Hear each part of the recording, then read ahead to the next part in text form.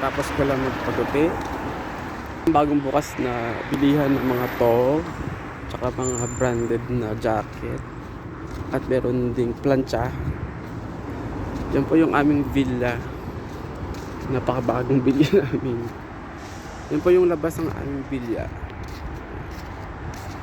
My villa.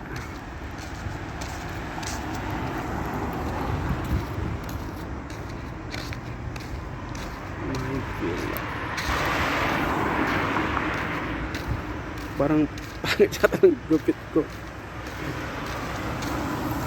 Pangit yata ng gupit ko. Medyo maganda ang panahon. Hindi masyadong mainit.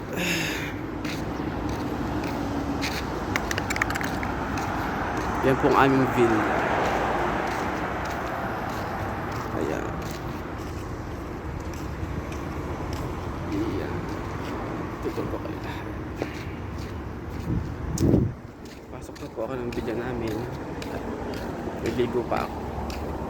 Bye bye. See you in the next vlog ko po. Ingat po kayo lahat. And God bless. Merry Christmas and Happy New Year.